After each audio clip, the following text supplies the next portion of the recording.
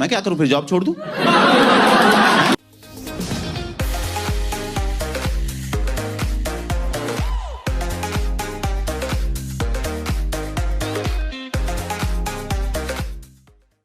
There was this perception created by producers in multiple interviews that the genre of rom-coms is dead across languages, that people don't have the appetite for mushy storylines anymore because the flavor of the season is mass action and the current generation anyway has a tendency to call out anything that is remotely cheesy to be cringy. This theory absolutely got debunked in my eyes, however, when the slate of rom-coms across languages were doing so well. While most of them were not necessarily comedies, but their core focused on relationships and how people fall in love or out of it through several hardships. From Telugu ventures like Sita Ramam and Ante Sundaraniki, the Malayalam film Hridayam that totally won me over, and even Tamil films like the Dhanush and Nitya Menon starrer that I categorically choose not to butcher. It became crystal clear that there is no set flavor or formula for movies. If one is creating a compelling and entertaining storyline that is relevant with some catchy and popular music, the demographic from 16 to 35 is bound to swarm into theaters because essentially everyone just wants to have a good time. Ranbir Kapoor during an interview had stated that this is probably his last rom-com, as he feels that at this stage of his career, people won't be that welcoming to see him in this avatar, which he actually excelled in with movies like Bachna Hai Hasino and Ajab Prem Ki Gazab Kahani and even Ye Jawani Hai Diwani, where the pitch of the film is intentionally amped up and the actors hone in on this wackiness rather than sticking to an understated approach that will stick out like a sore thumb. Love Ranjan movies are debated a lot on social media, but on the ground level, everyone watches them in theaters. His take on women and the portrayal of always scheming and being chalu is consistent, and this formula worked really well for movies like Sonu Ki Titu Ki Sweetie and Pyar Ka Panchnama.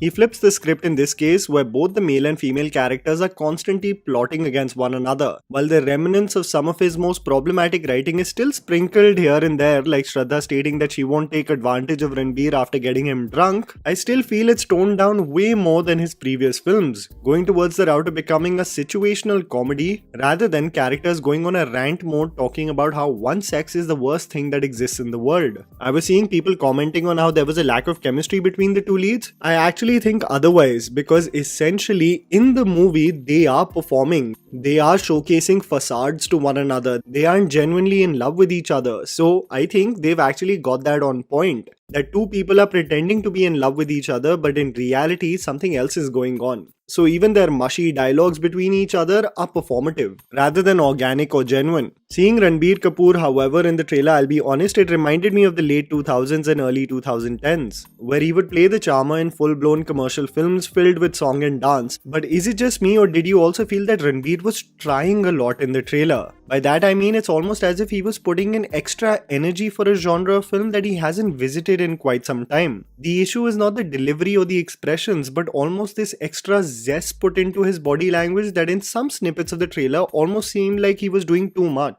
Shraddha Kapoor, on the other hand, seemed to be in her element entirely, almost so comfortable with the genre and pitch of the film that you wouldn't even notice that she is coming into this genre of film after 6 years, after Half Girlfriend and OK Janu. Other than the lead pair looking drop dead gorgeous, there is an ease to Shraddha's presence in the film's trailer that really surprised me. Also, doesn't it seem like after Sonu Ki Titu Ki Sweetie, Sonu and Sweetie basically transformed into Ranbir and Shraddha in some alternate universe? It almost seems as a spin-off and take on their characters and how they were constantly at loggerheads with one another. I think Shraddha is going to give Ranbir a run for his money in this film. The additions of capable actors like Dimple Kapadia will only make the situational comedy and feud more exciting, but Bussy being part of the mess has me even more excited. A stand-up comedian who seems to belong in front of camera with absolute ease, being the best friend who tries to bring some sense into Ranbir's head.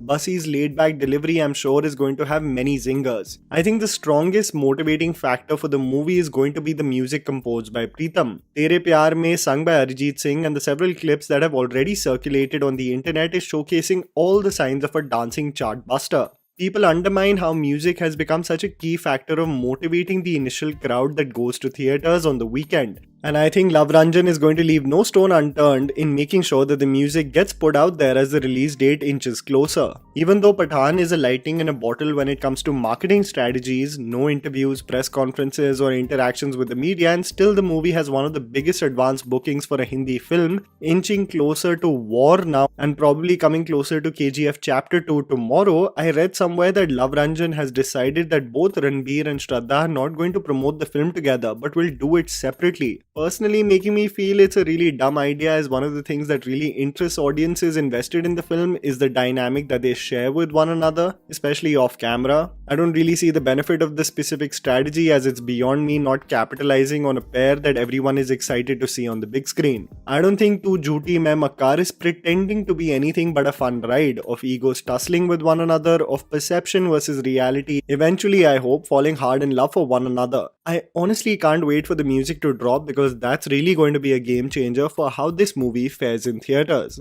And that was the video, guys. Write down in the comments below what you thought about the trailer. Please don't forget to follow me on Instagram, the handle's right in front of you. Follow me at JammyPants4. Also, please support us by smashing the like button and subscribing to our channel for weekly content ahead. Thank you for watching.